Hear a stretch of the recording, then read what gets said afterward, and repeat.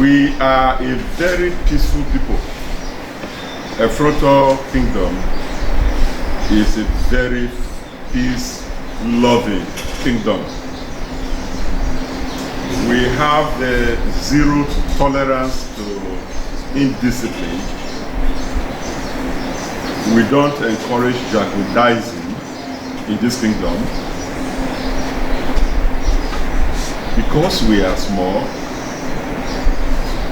geographically, we want to be large in some other areas. So we ensure that security is achieved at its peak, because it's our desire to encourage non-indigenous to come here and invest. We take that as a very serious business, encouraging non-indigenous and indigenous alike who have money but are in diaspora to come home and invest. That is why we don't play with our security. To enforce that, because of our non-closeness to the police and other law enforcement agents, we have our own security outfit, the vigilante group, that is well supervised and therefore disciplined.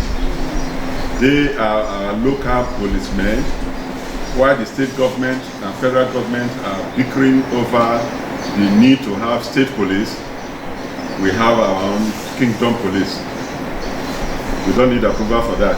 We need to secure ourselves. So we have our kingdom police, which is the vigilante group, and they report directly to me to ensure that whatever they do is within the mandate that the kingdom has given to them. The major occupation of Effrun-Otor is traditionally farming. We are involved in agriculture, cassava production, for example, fishing, but we want to move from this traditional mundane approach to agriculture to a much modern way of producing things agriculturally.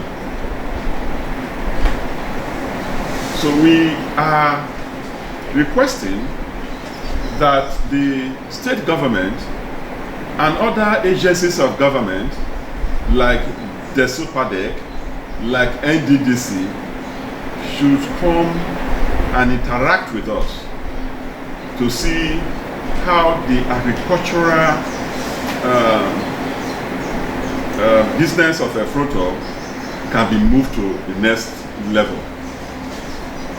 Because if you move around, you will see that we have at least 10 agricultural-based cooperatives that were established to take advantage of Fadama. The last Fadama is what we are involved in, Fadama 4. Abi? 3. Fadama 3C4. Fadama 3C4. We are involved in it, and 10 cooperative bodies were established. The enthusiasm with which these cooperatives were established and participated in the scheme demonstrates that if there are overtures from government as to how to push agriculture to a level of modernity, we will do very well.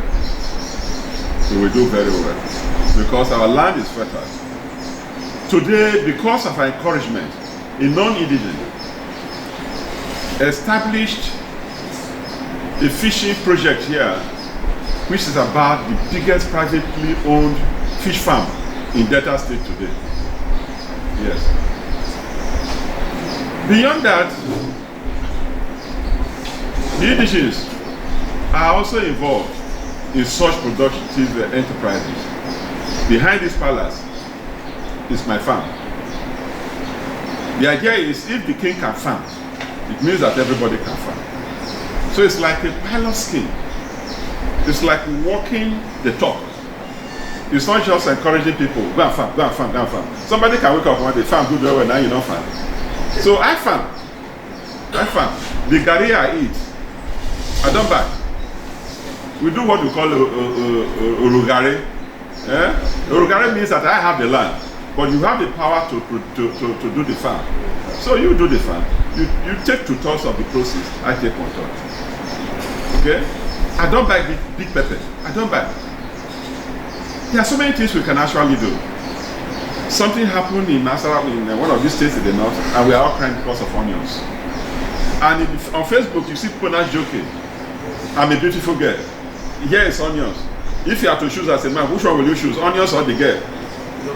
Onions suddenly has become a very big deal. Yes. And that is because we are lazy in the Niger Delta. We are very, very lazy. When we're growing up, we're not buying big pepper from the north.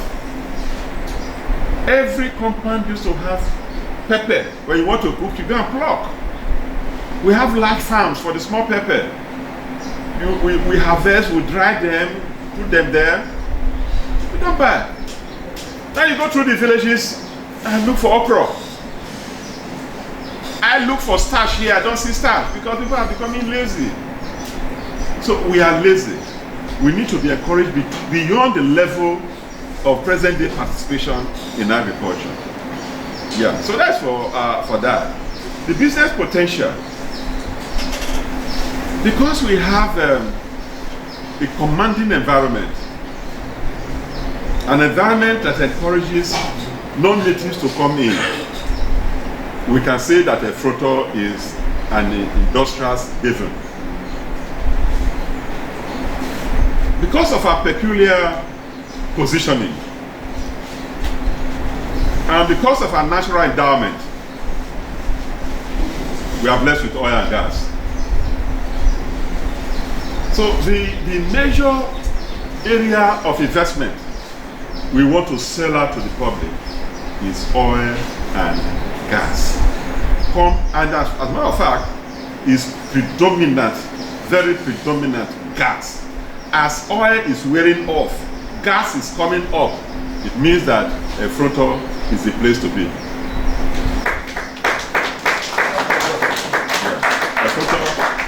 Effrun-Otor is the place to be. We, as a kingdom, we try to set up our own modular refinery. Because I did a program here, Economic Summit, Effrun-Otor Economic Summit. And one of the fallout from that, in terms of business opportunities, apart from agriculture, was modular refinery. So we talked about it. I said, if I'm going to tell people to come here and invest in modular refinery, somebody they asked me, if it's so good, why you not doing it? So we decided, we set up a body to see towards the actualization of a modular refinery for this kingdom. But along the line, I cannot be led down. The money to register alone was. But the important thing is that we were able to highlight the potential here. And we had at least 3 potential investors. Some of them are still working. They have not come up. But while we're doing that, government-owned petroleum companies became interested. MPDC, working with ND Western, partnership with ND Western, picked interest in this business. In one meetings that they had with us, the traditional rulers of this area, I told them that there's a win-win situation that they have not taken advantage of, which is the modular refinery. But as God will have it, they bought into it. And today, because we have given them so much land before, they don't need to buy more land. They have fenced off a massive area for a modular refinery. Once that is done, I can see this becoming a hub, oil and gas hub, business hub. So other companies will begin to tap in. For an NPDC to tap into such a project, it means that it's viable and more people begin to come in. So we have that. An Igbo man, has just begun the process of setting up a paint factory. He has fenced off the place. Immediately after the rains, he will go into production. A Yoruba man, the pastor of Deeper Life, is producing here in this community, feed for fish feeds. Feeds for fish. Good quality. The first time I saw his packaging, I thought it was German. I said, it's not up. Where is it? Where have I brought up? Say, you don't know. He took me to the place. Amazing. So, because the place is peaceful, industries are going to emerge. Somebody has just setting up the first hotel. You know, we are rural, quasi-rural, quasi-urban. He's setting up a hotel in this place. And I also made a request to the federal authority, and they granted us a police post. So we are having a police post here. They've laid the foundation. So up to DPC, COVID-19 and its financial implication has stopped the project. But the important is that we now have a police post in this kingdom. It will enhance security. It will enhance security of investors and non-natives, including the natives who are habitant here. If you ask me what am I doing? I'm a farmer. And I've also just recently established a sand dredging business. We cannot be looking for sand and we're going to get it. There are certain things that you should not do. Yes, there are certain things that you should not do. And we say we cannot. Again, if you want sand, you have to depend on a tipper coming from Ugeli, and it can take you 3 days to get that sand. So I did not only set up the pitch, I also acquired a tipper. So we have now sand that is made in Effrun-Otor and a tipper that is owned by Effrun-Otor to carry the sand to you once you need it. But I have to do these things to encourage other people to do them. Because the potential is there. Until somebody does it, you wouldn't know that you can live by it. And to reduce our dependence on government. Because why should we wake up every day and be blaming Buhari? You see where Buhari did for Abuja. See where Effrun-Otor did for here. You blame him for your inadequacies. See where Effrun-Otor did. See where Okowa did for Asaba. You are blaming Okowa every day for things that you can do for yourself. Those are the type of discrepancies that we don't want to live with anymore, to face reality, you know.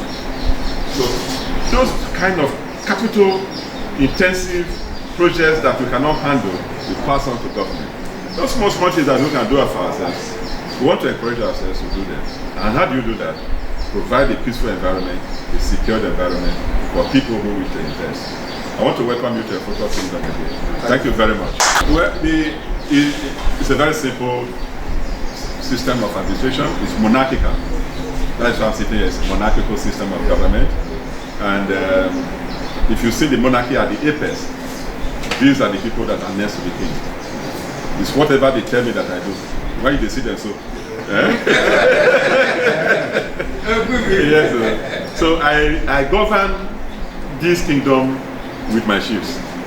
That is why we meet very regularly. Every week we meet to resolve any outstanding issue.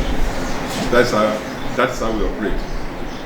The next person to the king, in terms of individuals, is the Otota, the traditional prime minister, sitting with the king, govern the kingdom with the support of the chiefs. Then we have our youth. They are the soldiers of the community. They are the vibrant team. We work with them. If we want peace, be at peace with your youth. You cannot rule them out. So we try to bring them into whatever we are doing. Then the women are also organized into their own group. The Eweya and the Emete is a formidable group. Don't take care of them, then your kitchen will be in trouble. Then you are playing with your stomach. Yeah, so that's how we govern this place. Then spiritually, there is a spiritual head that attends to the spiritual matters, traditional spiritual matters of the kingdom. And we have the chief priest as the head of that body. Incidentally, he is here. The man on red. If you want to talk to the gods, go through him.